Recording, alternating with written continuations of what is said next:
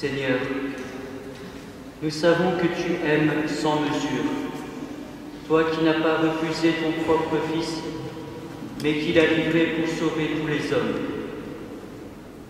Aujourd'hui encore, montre-nous ton amour. Nous voulons suivre le Christ qui marche librement vers sa mort.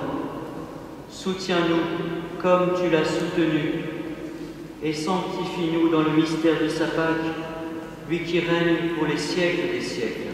Amen.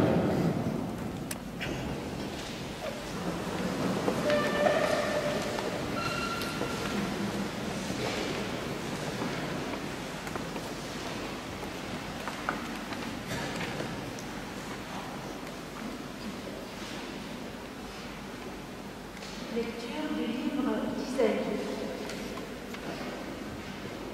Mon serviteur réussira, dit le Seigneur. Il montera, il s'élèvera, il sera exalté. La multitude avait été consternée en le voyant, car il était si défiguré qu'il ne ressemblait plus à un homme. Il n'avait plus l'aspect d'un fils d'Adam. Et voici qu'il consacrera une multitude de nations. Devant lui, les rois resteront bouche bée, car ils verront ce qu'on ne leur a jamais dit. Ils découvriront ce dont ils n'avaient jamais entendu parler. Qui aurait cru ce que nous avons entendu? À qui la puissance du Seigneur a-t-elle été ainsi révélée? Devant Dieu, le serviteur a poussé comme une plante chétive, enracinée dans une terre aride. Il n'était ni beau ni brillant pour attirer nos regards. Son extérieur n'avait rien pour nous plaire. Il était méprisé, abandonné de tous, homme de douleur, familier de la souffrance, semblable aux lépreux dont on se détourne. Et nous l'avons méprisé, compté pour rien. Pourtant, c'étaient nos souffrances qu'il portait, nos douleurs dont il était chargé.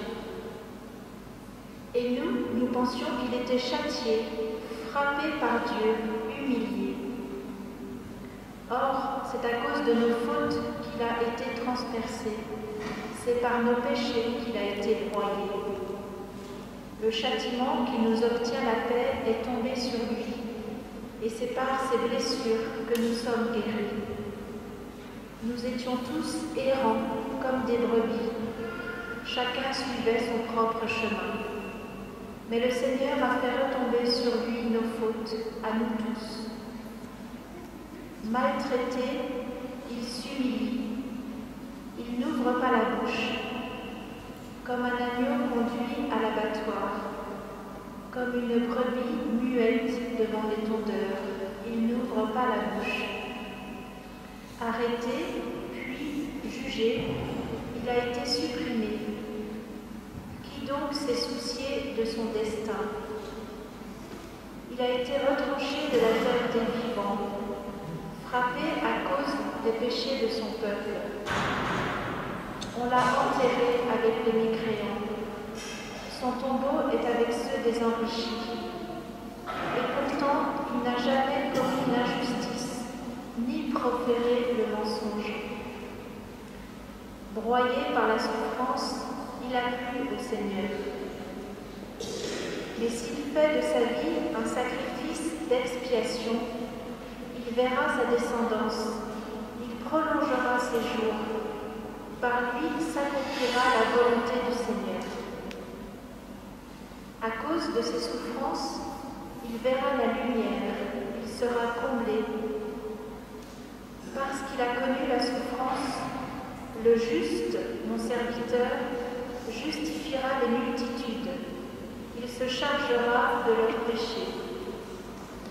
C'est pourquoi je leur donnerai la multitude en partage. Les puissants seront la part qu'il recevra, car il s'est dépouillé lui-même jusqu'à la mort. Il a été compté avec les pécheurs, alors qu'il portait le péché des multitudes. qu'il intercédait pour les pécheurs. Parole du Seigneur.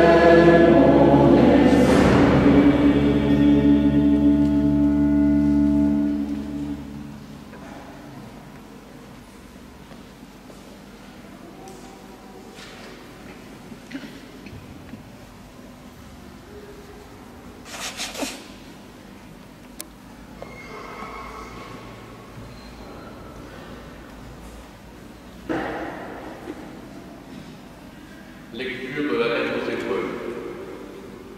Frères, en Jésus, le Fils de Dieu, nous avons le grand prêtre par excellence, celui qui a pénétré au-delà des cieux. Selon donc faire l'affirmation de notre foi.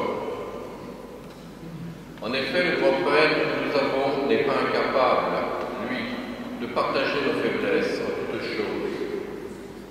Il a connu l'épreuve comme nous, et il n'a pas péché. Avançons-nous donc avec plein d'assurance vers le Dieu Tout-Puissant qui fait grâce, pour obtenir miséricorde et recevoir en temps voulu la grâce de son secours. Le Christ, pendant les jours de sa vie mortelle, a présenté avec un grand cri et dans les larmes sa prière et sa supplication à Dieu qui pouvait le sauver de la mort. Et parce qu'il s'est soumis en tout, il a été exaucé. Bien qu'il soit le Fils, il a pourtant appris l'obéissance par les souffrances de sa passion. Et ainsi conduit à sa perfection, il est devenu pour tous ceux qui lui obéissent, la cause du salut éternel. Parole de Dieu.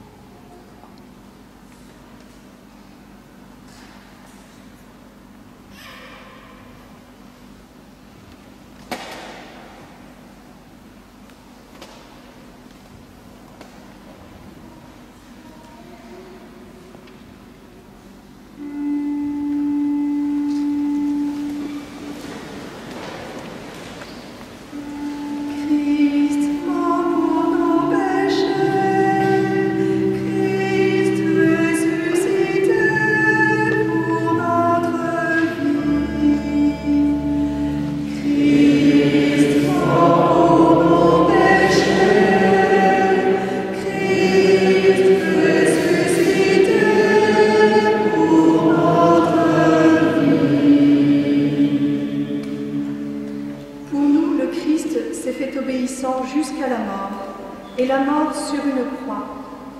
Voilà pourquoi Dieu l'a élevé souverainement et lui a donné le nom qui est au-dessus de tout nom.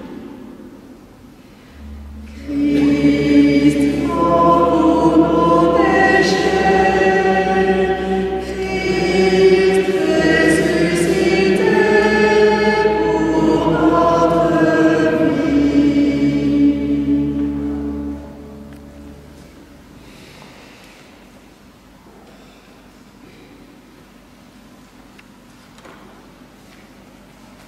La passion de notre Seigneur Jésus-Christ selon saint Jean. Après le repas, Jésus sortit avec ses disciples et traversa le torrent du Cédron. Il y avait là un jardin dans lequel il entra avec ses disciples. Judas, qui le livrait, connaissait l'endroit lui aussi, car Jésus y avait souvent retrouvé ses disciples. Judas prit donc avec lui un détachement de soldats et des gardes envoyés par les chefs des prêtres et des pharisiens. Ils avaient des lanternes, des torches et des armes. Alors Jésus, sachant tout ce qui allait lui arriver, s'avança et leur dit : « Qui cherchez-vous ? » Ils lui répondirent : « Jésus le Nazaréen. » Il leur dit : « C'est moi. » Judas, qui le livrait, était au milieu d'eux.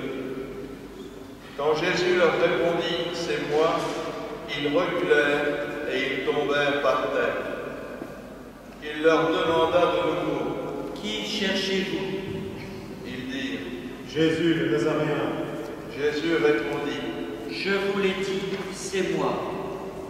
Si c'est bien moi que vous cherchez, ceux-là, laissez-les partir. » Ainsi s'accomplissait la parole qu'il avait dite : « Je n'ai perdu aucun de ceux que tu m'as donnés. » Alors Simon-Pierre, qui avait une épée, la tira du fourreau. Il frappa le serviteur du grand prêtre et lui coupa l'oreille droite. Le nom de ce serviteur était Malchus. Jésus dit à Pierre : « Remets ton épée au fourreau. Est-ce que je vais refuser la coupe que le Père m'a donnée à boire ?» Alors les soldats, le commandant et les gardes juifs se saisissent de Jésus et l'enchaînent. Ils l'emmenèrent d'abord chez Anne, beau-père de Caïphe, le grand prêtre de cette année-là. C'est Caïphe qui avait donné aux Juifs cet avis : il vaut mieux qu'un seul homme meure pour tout le peuple. Simon-Pierre et un autre disciple suivaient Jésus. Comme ce disciple était connu du grand prêtre, il entra avec Jésus dans la cour de la maison du grand prêtre. Mais Pierre était resté dehors près de la porte. Alors l'autre disciple, celui qui était connu du grand prêtre, sortit, dit un mot à la jeune servante qui gardait la porte et fit entrer Pierre. La servante dit alors à Pierre : « N'es-tu pas toi aussi un des disciples de cet homme-là » Il répondit : « Non, je ne le suis pas. » Les serviteurs et les gardes étaient là. Comme il faisait froid, ils avaient allumé un feu pour se réchauffer. Pierre était avec eux. et se chauffer lui aussi. Or, le grand prêtre questionnait Jésus sur ses disciples et sur sa doctrine. Jésus lui répondit: J'ai parlé au monde ouvertement. J'ai toujours enseigné dans les synagogues et dans le temple, là où tous les Juifs se réunissent, et je n'ai jamais parlé en cachette. Pourquoi me questionnes-tu? Ce que j'ai dit, demande-le à ceux qui sont venus m'entendre. Eux savent ce que j'ai dit. À cette réponse, un des gardes qui était à côté de Jésus lui donna une gifle en disant: C'est ainsi que tu réponds au grand prêtre? Jésus lui répliqua: Si j'ai mal parlé, montre ce que j'ai dit de mal. Mais si j'ai bien parlé, pourquoi me frappes-tu? Anne l'envoya, toujours enchaîné, au grand prêtre Caïphe. Simon-Pierre était donc en train de se chauffer. On lui dit: N'es-tu pas un de ses disciples, toi aussi? Il répondit: Non, je ne le suis pas. Un des serviteurs du grand prêtre, parent de celui à qui Pierre avait coupé l'oreille, insista: Est-ce que je ne t'ai pas vu, moi-même, dans le jardin avec lui? Encore une fois, Pierre nia. À l'instant, le coq chanta. Alors, on emmène Jésus de chez Caïphe au palais du gouverneur. C'était le matin. Les Juifs n'entrèrent pas eux-mêmes dans le palais, car ils voulaient éviter une souillure qui les aurait empêchés de manger l'agneau pascal. Pilate vint au dehors pour leur parler. Quelle accusation portez-vous contre cet homme? Ils lui répondirent: S'il ne s'agissait pas d'un malfaiteur, nous ne te l'aurions pas livré. Pilate leur dit: Reprenez-le, et vous le jugerez vous-même, suivant votre loi. Les Juifs lui dirent: Nous n'avons pas le droit de mettre quelqu'un à mort. Ainsi s'accomplissait la parole que Jésus avait dite pour signifier de quel genre de mort il allait mourir.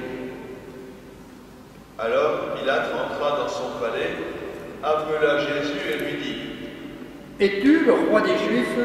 Jésus lui demanda: Est-ce de toi-même que tu dis cela, ou bien parce que d'autres te l'ont dit? Pilate répondit: Est-ce que je suis juif, moi? Ta nation et les chefs des prêtres t'ont livré à moi. Qu'as-tu donc fait? Jésus déclara: Ma royauté ne vient pas de ce monde. Si ma royauté venait de ce monde, j'aurais des gardes qui se seraient battus pour que je ne sois pas livré aux Juifs.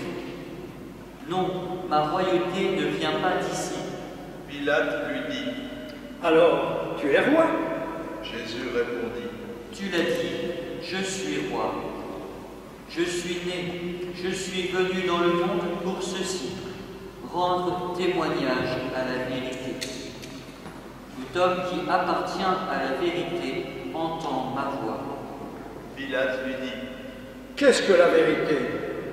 Après cela, il sortit de nouveau pour retrouver les Juifs, et il leur dit: Moi, je ne trouve en lui aucun motif de condamnation. Mais c'est la coutume chez vous que je relâche quelqu'un pour la Pâque. Voulez-vous que je vous relâche le roi des Juifs? Mais ils se mirent à crier: Pas lui, Barabbas! Ce Barabbas était un bandit. Alors Pilate ordonna d'emmener Jésus pour le flageller. Les soldats tressèrent une couronne avec des épines et la lui mirent sur la tête. Puis ils le revêtirent d'un manteau de pourpre. Ils s'avançaient vers lui et ils disaient: Honneur à toi, roi des Juifs! Et ils le giflaient. Pilate sortit de nouveau pour dire aux Juifs: Voyez, je vous l'amène dehors pour que vous sachiez que je ne trouve en lui aucun motif de condamnation. Alors Jésus sortit portant la couronne d'épines et le manteau de pourpre. Et Pilate leur dit: Voici l'homme. Quand ils le virent, les chefs des prêtres et les gardes se mirent à crier: En croix! En croix! Pilate leur dit: Reprenez-le et crucifiez-le vous-même. Moi, je ne trouve en lui aucun motif de condamnation. Les Juifs lui répondirent: Nous avons une loi, et suivant la loi, il doit mourir parce qu'il s'est prétendu fils de Dieu. Quand Pilate entendit ces paroles, il redoubla de crainte. Il rentra dans son palais et dit à Jésus: D'où es-tu? Jésus ne lui fit aucune réponse. Pilate lui dit alors, « Tu refuses de me parler à moi? Ne sais-tu pas que j'ai le pouvoir de te relâcher et le pouvoir de te crucifier ?» Jésus répondit, « Tu n'aurais aucun pouvoir sur moi si tu ne l'avais reçu d'en haut. Ainsi celui qui m'a livré à toi est chargé d'un péché plus grave. » Dès lors, Pilate cherchait à le relâcher. Mais les Juifs se mirent à crier, « Si tu le relâches, tu n'es pas ami de l'empereur. Quiconque se fait roi s'oppose à l'empereur. » En entendant ces paroles, Pilate amena Jésus au dehors. Il le fit asseoir sur une estrade à l'endroit qu'on appelle le dallage, en hébreu Gabata. C'était un vendredi, la veille de la Pâque, vers midi. Pilate dit aux Juifs, « Voici votre roi. » Alors ils crièrent, « À mort! À mort! Crucifie-le » Pilate leur dit, « Vais-je crucifier votre roi ?» Les chefs des prêtres répondirent, « Nous n'avons pas d'autre roi que l'empereur. » Alors il leur livra Jésus pour qu'il soit crucifié, et ils se saisirent de lui. Jésus, portant lui-même sa croix, sortit en direction du lieu dit en hébreu Golgotha, nom qui se traduit calvaire, c'est-à-dire crâne. Là, ils le crucifièrent, et avec lui deux autres, un de chaque côté et Jésus au milieu. Pilate avait rédigé un écriteau qui fut placé sur la croix avec cette inscription « Jésus le Nazaréen, roi des Juifs ». Comme on avait crucifié Jésus dans un endroit proche de la ville, beaucoup de Juifs lurent cet écriteau qui était libellé en hébreu, en latin et en grec. Alors les prêtres des Juifs dirent à Pilate, « Il ne fallait pas écrire « roi des Juifs », il fallait écrire « cet homme a dit « je suis le roi des Juifs ». Pilate répondit, « Ce que j'ai écrit, je l'ai écrit. » Quand les soldats eurent crucifié Jésus, ils prirent ses habits. Ils en firent 4 parts, une pour chacun. Restait la tunique. C'était une tunique sans couture, tissée toute d'une pièce de haut en bas. Alors ils se dirent entre eux, « Ne la déchirons pas, tirons au sort celui qui l'aura. » Ainsi s'accomplissait la parole de l'Écriture. Ils se sont partagés mes habits, ils ont tiré au sort mon vêtement. C'est bien ce que firent les soldats.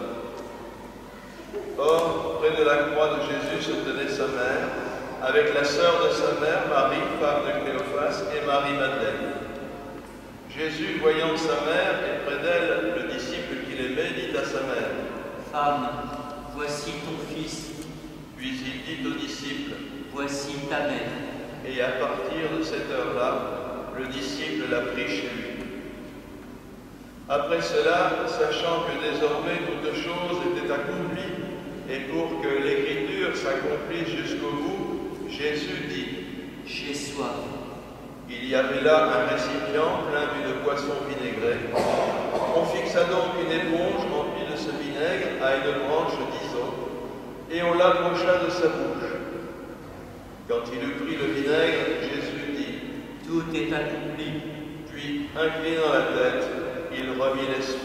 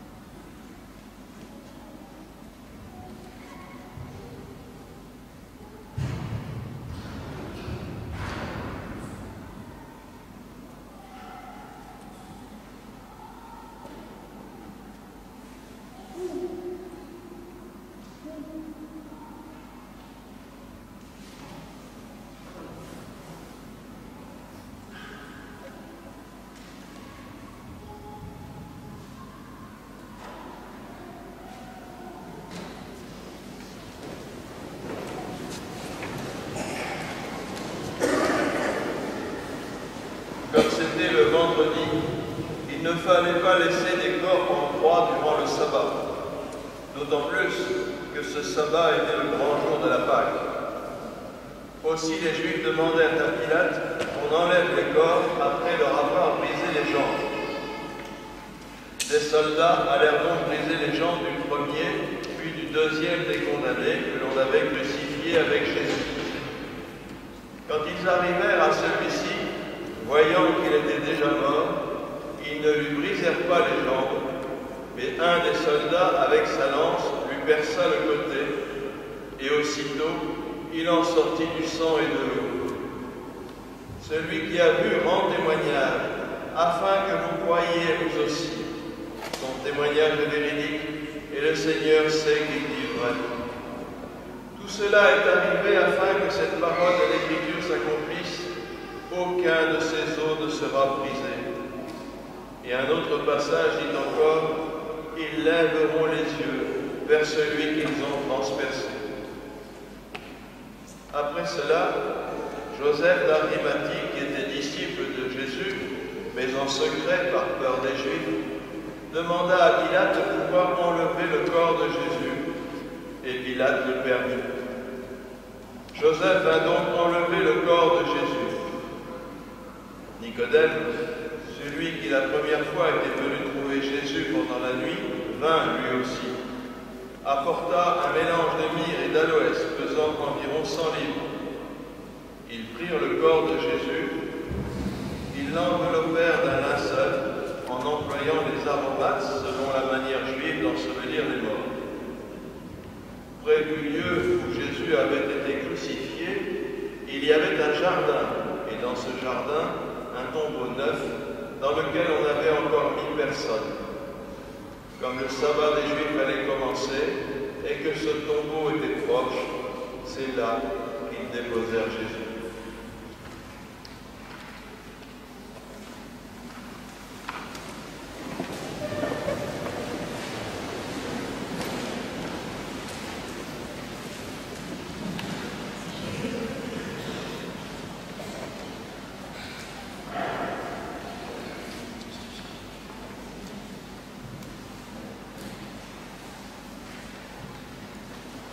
J'ai soif. Une des 7 dernières paroles du Christ sur la croix, sur laquelle je voudrais m'attarder brièvement ce soir avec vous. Vous vous souvenez, il y a quelques jours, dimanche, je crois que c'était le 4e dimanche du carême de cette année, Jésus traversait la Samarie, il était midi, il faisait chaud. Et Jésus rencontre une femme et dit à cette Samaritaine, « Donne-moi à boire. » Elle est un peu surprise. Et Jésus lui explique, « Si tu savais le nom de Dieu et qui est celui qui te dit « Donne-moi à boire », c'est toi qui lui aurais demandé et il t'aurait donné de l'eau vive. » Jésus a soif. Pour ceux qui étaient à la conférence le jeudi matin, le Saint-Jean, il disait le désir de Jésus d'entrer dans ses jours saints, dans sa passion. J'ai désiré ardemment manger cette Pâque avec vous. Jésus a soif. Jésus me dit, te dit, j'ai soif de ton salut personnel, de toi, de ton âme. Déjà dans l'Ancien Testament, on avait cette phrase, tu as pris à mes yeux et je t'aime. Il y a un psaume que l'on prie souvent dimanche, où c'est nous qui nous adressons à Dieu, nous disons « Mon âme a soif de toi ». Jésus a prié ce psaume, et je pense que Jésus nous le dit à nous ce soir, dans l'autre sens. Il dit « Mon âme a soif de toi ».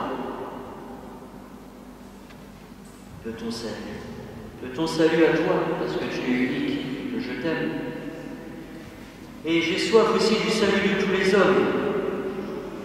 Je vais verser mon sang pour cela, pour la multitude en rémission des péchés. Dès le début de l'histoire, dès que l'homme a péché, Dieu vient à sa recherche. Adam, où es-tu? Non pas pour le punir, le détruire, mais pour le ramener dans son amour. Quelque sorte comme si Dieu disait, mais qu'est-ce que tu as fait, mon enfant, mon petit, mon chéri, reviens. Et Jésus nous dit ça. J'ai soif du salut, qu'aucun ne se perde. Et Jésus nous dit encore ce soir, j'ai soif de déverser mon amour, ma miséricorde. Et on voit, entendu dans cet évangile, le cœur de Jésus transpercé, d'où coule l'eau vive, un peu comme l'oasis. J'ai été pendant des années à Paray-le-Monial, j'ai eu le temps de retrouver des confrères avec qui j'étais à Paray quelques années. Et souvent je disais, voilà, il y a plusieurs façons de se situer. Soit on n'est pas au courant qu'il y a ce cœur transpercé de Jésus, on peut venir s'abreuver, alors on passe à côté. Voilà, et personne ne nous indique. Et nous les chrétiens, on a cette tâche d'être des panneaux indicateurs de l'oasis. Ou bien, on le sait, mais on n'en veut pas, on le rejette. J'en ai rien à faire. J'ai pas soif, je suis costaud, je suis résistant, je peux traverser le désert. Ou bien on vient boire. Et Jésus veut déverser cet amour. L'oasis est là, la source est là. Je veux déverser mon amour, ma miséricorde. J'ai soif de le donner à vous qui, j'espère, avez soif aussi. J'ai soif de vous combler cet amour. Et Jésus dit ce soir aussi, j'ai soif que la volonté du Père soit accomplie, que la justice et la paix viennent sur cette terre. Et la parole suivante, la toute dernière de l'Évangile, tout est accompli. J'ai soif que tout soit accompli. Parfait. Jésus a soif de tout cela, mais il nous dit, dans un deuxième mouvement, qui est dans la même phrase, compris dans la même phrase, j'ai soif aussi de ta réponse d'amour à toi, tes petits sacrifices, les contrariétés, les imprévus, les épreuves, les maladies, la solitude, les humiliations, les injustices, comme moi je les ai vécues, j'ai soif que tu me les donnes. Non pas que Jésus aime que nous souffrions, il déteste la souffrance, c'est un scandale pour lui, mais c'est en même temps une réalité, elle est là. Qu'est-ce que j'en fais? Alors je peux les donner à Jésus. Jésus a soif, pas de ses souffrances, Jésus a soif que nous lui donnions, que nous lui offrions. J'ai soif du don de toi, pour consoler autour de toi, compatir à la souffrance, servir, comme hier, lavement des pieds, te donner aux autres, t'engager, peut-être aussi pardonner. Une autre parole du Christ en croix, Père, pardonne-moi, ne savent pas ce qu'ils font. Alors, frères et sœurs, nous sommes invités à désaltérer Jésus ce soir, à le consoler surtout de l'indifférence de tellement de gens, à étancher sa soif d'amour. Il faut reprendre une belle expression d'une sainte qui a beaucoup médité sur la soif de Jésus, Sainte Thérèse de Lisieux, lui faire plaisir. Père Jean-Eudes avait aussi cité Sainte Thérèse, lui faire plaisir. L'aimer dans les autres en se laissant aimer par lui. S'ouvrir aux flots de tendresse qui sont refoulés dans son cœur, parce que cet amour n'est pas accueilli comme il devrait. Jésus est là, il nous mendie. Vous vous rendez compte, il mendie que nous accueillons son amour. C'est vraiment paradoxal. Il est là, mais regarde, j'ai un trésor pour toi. Viens, reçois-le, accueille-le. Et nous, on est tellement abreuvés, tellement gâtés. Jésus dit, j'ai soif de l'amour de ma pauvre créature. Moi, le créateur de l'univers, Jésus est altéré, mais parfois il ne rencontre que des ingrats. Dieu a soif. Pourquoi Dieu a-t-il soif? Parce qu'il n'est pas une énergie impersonnelle, un être impassible dans sa perfection, froide. Saint Grégoire de Nice, cité ce matin par le père Jean-Marie, qui est un père de l'église de Cappadoce, le frère de Saint Basile, que Jean-Marie aime beaucoup. Saint Grégoire de Nice disait, la source a soif d'être bue. La source a soif d'être bue. Alors, étanchons par notre amour la soif de ce Dieu qui désire tant être aimé, puis accueillons cet amour qui veut se donner, nous ravissons,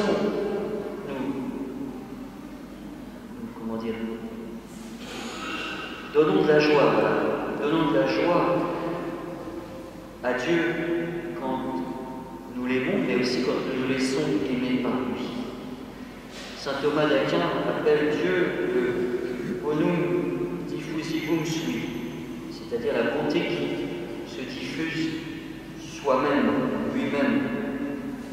Un amour qui cherche à se communiquer, à se donner, à se répandre. Alors, répondons à cet appel, à cette invitation de Jésus, étanchons sa soif par notre amour, puis accueillons cet amour qui a besoin de se répandre. Donnons de la joie au Seigneur. Amen.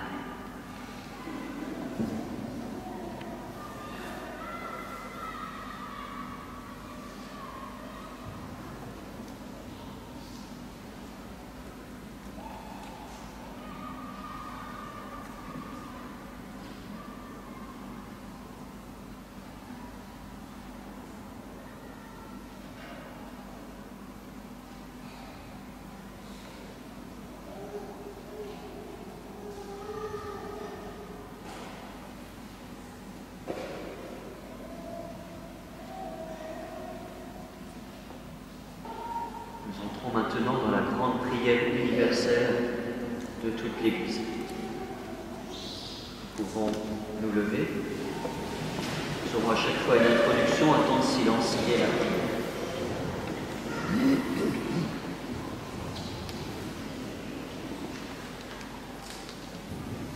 Prions, frères bien-aimés, pour la Sainte Église de Dieu. Que le Père Tout-Puissant lui donne la paix et l'unité, qu'il la protège dans tout l'univers et qu'il nous accorde une vie calme et paisible pour que nous rendions grâce à notre Dieu.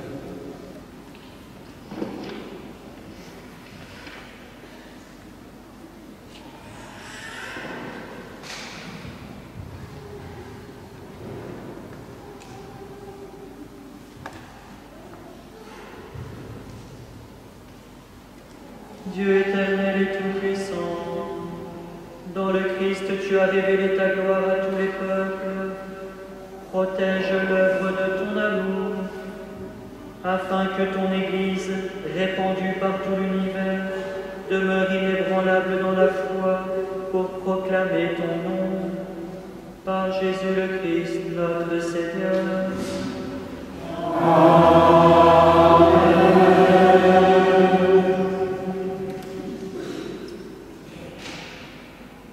Prions pour notre Saint-Père, le Pape François, élevé par Dieu notre Seigneur à l'ordre épiscopal, qu'il le garde sain et sauf à son Église pour gouverner le peuple de Dieu.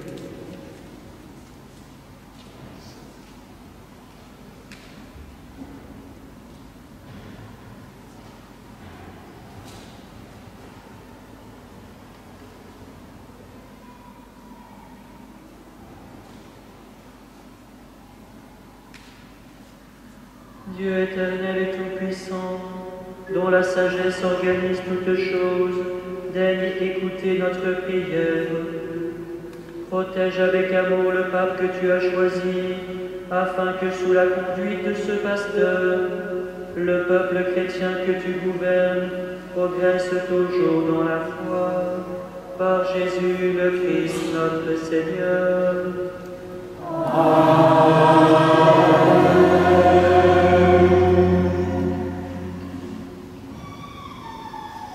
Prions pour notre évêque Benoît, pour tous les évêques, les prêtres, les diacres, pour tous ceux qui remplissent des ministères dans l'Église et pour l'ensemble du peuple des croyants.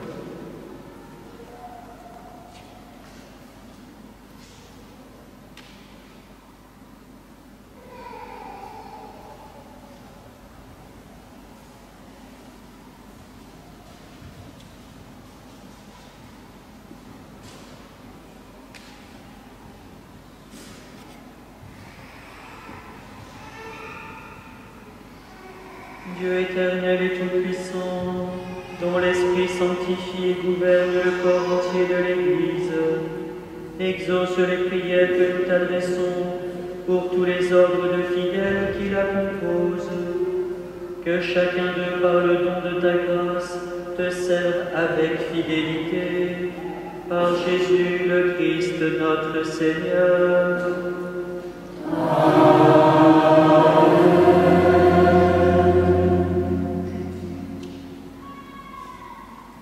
Prions pour les catéchumènes, particulièrement les catéchumènes de cette paroisse. Que Dieu notre Seigneur ouvre leur intelligence et leur cœur et les accueille dans sa miséricorde. Après avoir reçu le pardon de tous leurs péchés par le bain de la nouvelle naissance, qu'ils soient incorporés à notre Seigneur Jésus-Christ.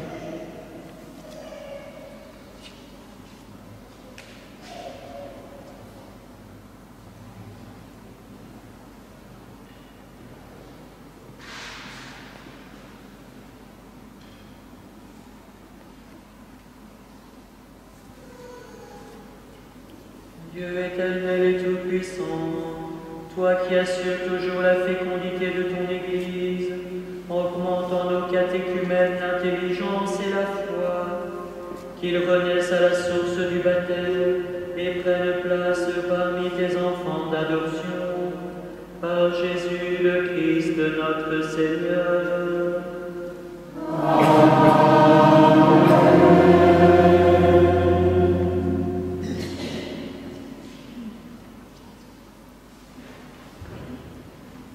Prions pour tous nos frères qui croient en Jésus-Christ et s'efforcent de conformer leur vie à la vérité. Demandons au Seigneur notre Dieu de les rassembler et de les garder dans l'unité de son Église.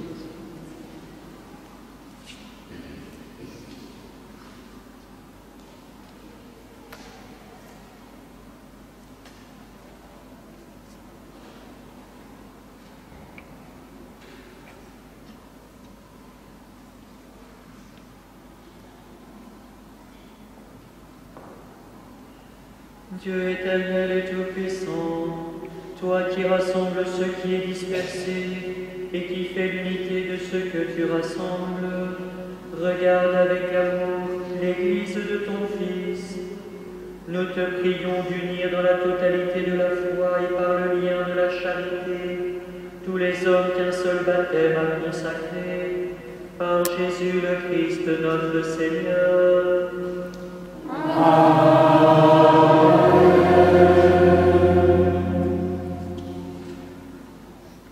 Prions pour les Juifs à qui Dieu a parlé en premier, qu'ils progressent dans l'amour de son nom et la fidélité à son alliance.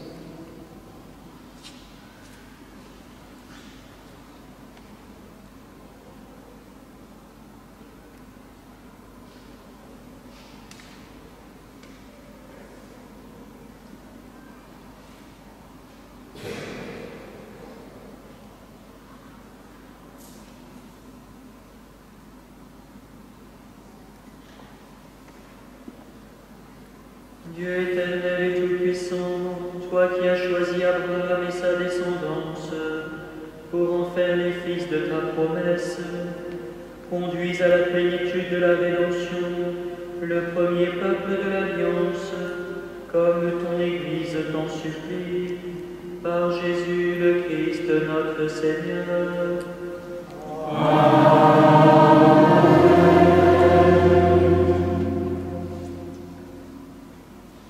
Prions pour ceux qui ne croient pas en Jésus-Christ. Demandons qu'à la lumière de l'Esprit Saint, ils soient capables eux aussi de s'engager pleinement sur le chemin du salut.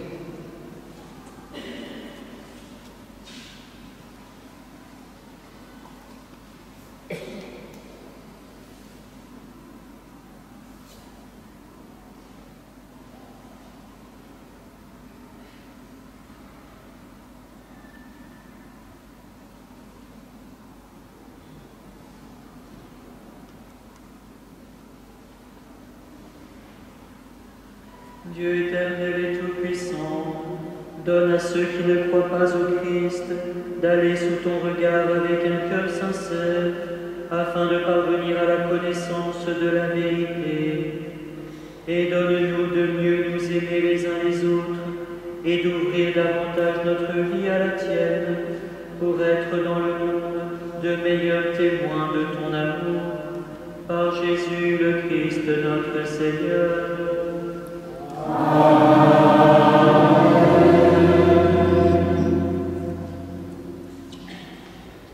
Prions pour ceux qui ne croient pas, qui ne connaissent pas Dieu. Demandons qu'en obéissant à leur conscience, ils parviennent à le reconnaître.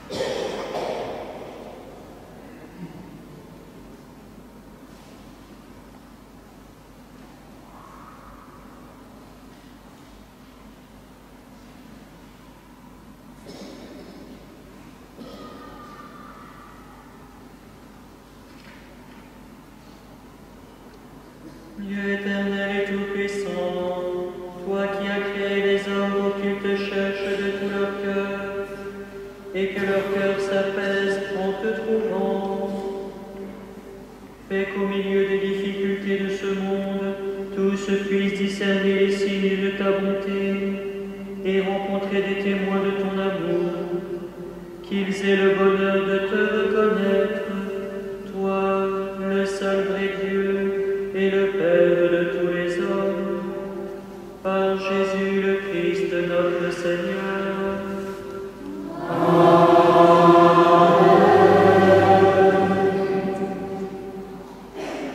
Prions pour les chefs d'État et tous les responsables des affaires politiques.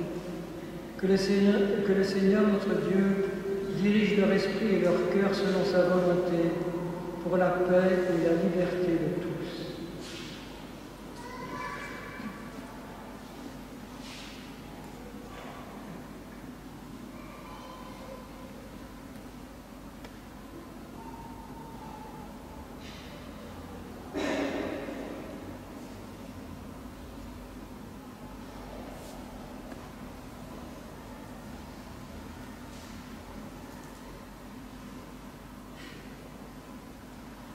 Dieu éternel et tout-puissant, toi qui tiens en ta main le cœur des hommes et garantis les droits des peuples, viens en aide à ceux qui exercent le pouvoir.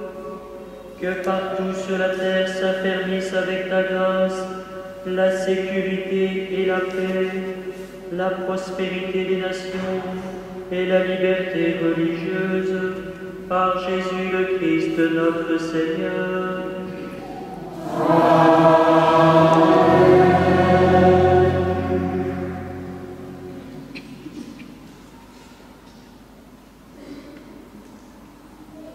Frères bien-aimés, prions Dieu, le Père Tout-Puissant, d'avoir pitié des hommes dans l'épreuve, qu'il débarrasse le monde de toute erreur, qu'il chasse les épidémies et repousse la famine, qu'il vide les prisons et délivre les captifs, qu'il protège ceux qui voyagent, qu'il ramène chez eux les exilés, qu'il donne la force aux malades et accorde le salut aux mourants.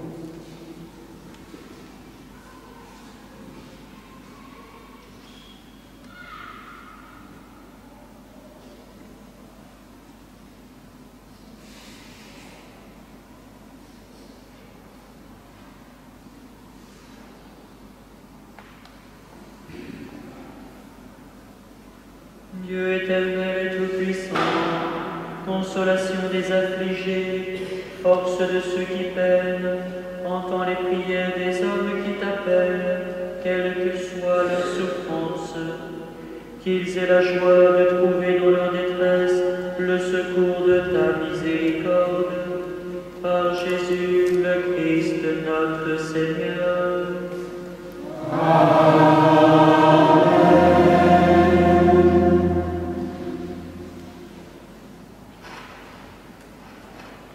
Ainsi que s'achève ce temps de la liturgie de la parole, nous entrons maintenant dans le temps de la vénération de la croix.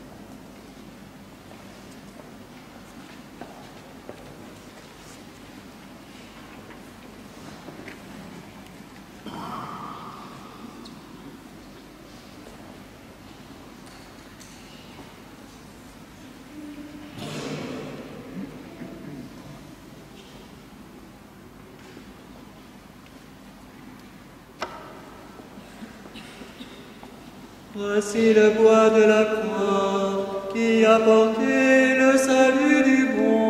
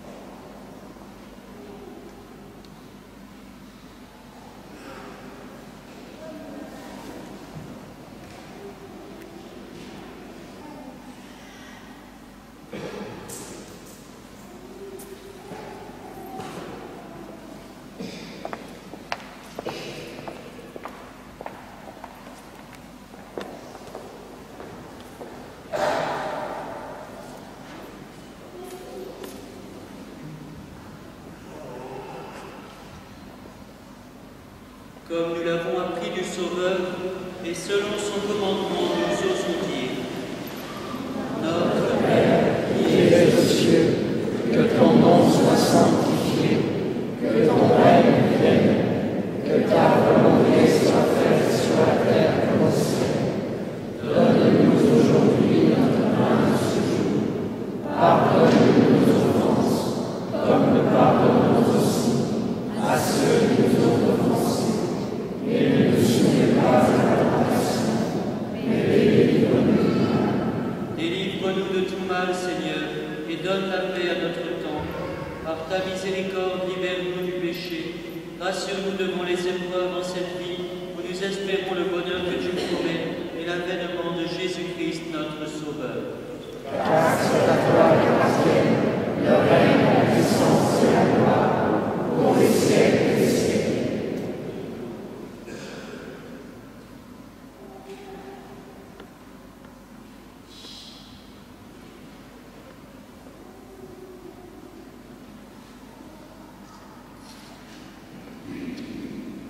Heureux les invités au repas du Seigneur. Voici l'agneau de Dieu qui enlève le péché du monde. Seigneur, je suis la vie de ce repas, mais justement mon ordre de péché.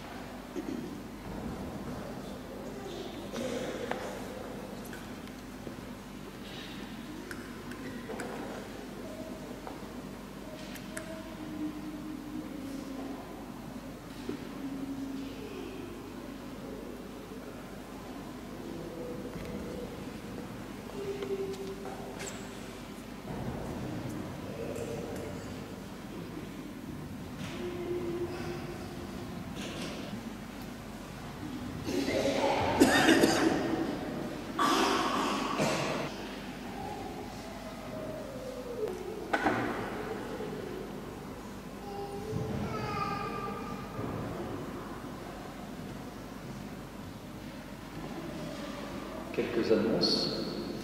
Nous repartirons tout à l'heure dans le silence. Les annonces ont lieu maintenant. Nous nous retrouverons demain matin à 8h30, ici même, pour l'office des Laudes, qui sera suivi par la deuxième partie de l'enseignement du Père Jean-Marie Bagnard sur la liturgie du Triduum Pascal. 8h30, puis enseignement, puis temps encore de prière et de confession jusqu'à 11h30, midi.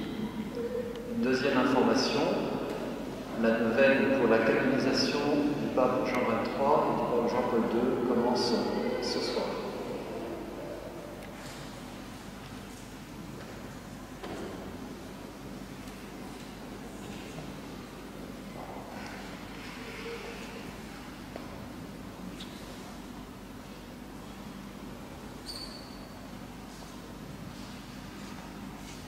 Prions le Seigneur.